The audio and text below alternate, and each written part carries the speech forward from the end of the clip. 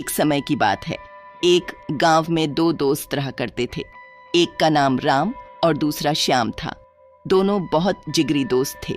एक दिन श्याम ने राम को कहा कि अब हम बड़े हो गए हैं, अब हमें कुछ काम धंधा करना चाहिए।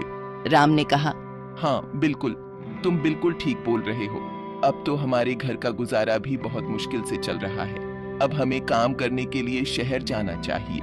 अगले दिन दोनों काम ढूंढने के लिए शहर चल जाते हैं और वहाँ वह दोनों एक सेठ के पास जाते हैं और बोलते हैं कि हम दोनों को काम की जरूरत है, क्या आप हमें अपनी दुकान में काम पर रख सकते हो? सेठ ने बोला, हाँ, मुझे भी काम वाले लड़कों की जरूरत है। इस तरह वह दोनों सेठ के वहाँ काम करने लग गए। दोनों मन लगाकर काम करते थे। लगभग 2 साल हो गए थे वहाँ काम करते करते और उन्होंने अच्छा पैसा कमा लिया था। एक दिन श्याम ने राम को कहा कि अब तो हम अच्छे से दुकानदारी भी चलाना सीख गए हैं और हमारे पास पैसा भी हो गया है, क्यों ना हम अपनी खुद की दुकान खोल लें? राम ने कहा, हाँ बिल्कुल, अब हमें अपनी खुद की दुकान खोल लेनी चाहिए। इस तरह उन दोनों ने अपनी दुकान खोल ली। कुछ ही दिनों में उनका बिजनेस बहुत आगे बढ़ता गया और इनकम भी अच्छी होने लगी। एक दिन श्याम की नीयत में बदलाव आ गया। उसके दिमाग में लालच आ गया। उसने सोचा कि रोजाना इतनी ज्यादा इनकम हो रही है और उसके हकदार हम दोनों हैं। क्यों ना राम को मौत के घाट उतार दिया जाए, जिससे फायदा यह होगा कि सारा पैसा मेरा हो जाएगा और दुकान का मालिक भी मैं अकेला हो जाऊंगा। इस तरह श्याम ने राम को मारने का पक्का इरादा कर लिया। एक दिन श्याम ने राम को कहा, क्या तुमको याद है, बचपन में हम दोनों गांव की नदी में स्नान करने जाते थे? हम ऐसा करते हैं, आज भी नदी में स्नान करने चलते हैं। राम ने कहा, हाँ, बात तो ठीक है। बहुत साल हो गए हम कभी भी नदी में नहाने नहीं गए, पर तुमको अच्छे से पता है कि मुझे तैरना बिल्कुल भी नहीं आता। मैं ऐसा करूंगा, जहाँ पानी कम गहरा होगा वहां मैं स्नान कर लूंगा और तुम गहराई में स्नान कर लेना। फिर वह दोनों स्नान करने के लिए नदी की ओर चल जाते हैं। नदी की लहरें बहुत तेज थीं। श्याम आज बहुत खुश था क्योंकि आज वह राम को मारकर पूरी प्रॉपर्टी का मालिक बनना चाहता था।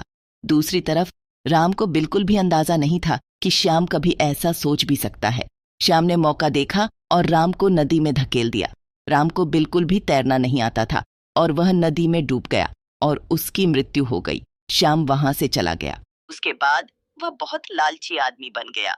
वह ग्राहकों के साथ भी बेईमानी करने लगा।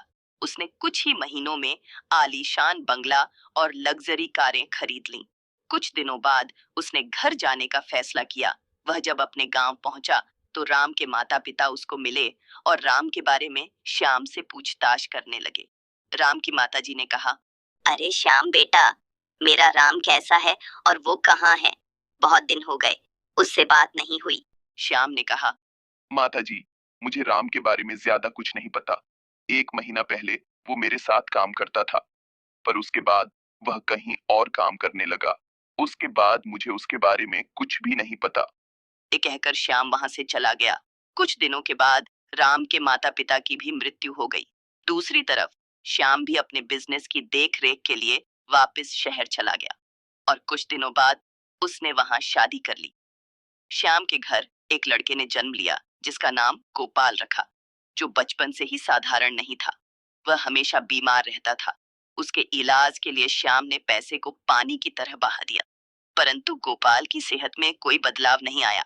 अंत श्याम ने उसके इलाज के लिए अपना बंगला और अपनी लग्जरी कारें भी बेच दी।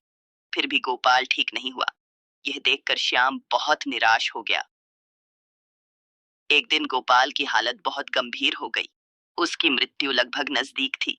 वह श्याम के पास आया और बोला, क्यों दोस्त, मुझे पहचान लिया या नहीं?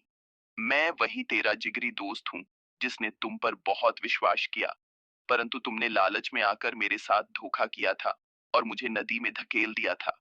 मेरी मौत के कारण मेरे माता पिता भी इस दुनिया को अलविदा कह गए थे।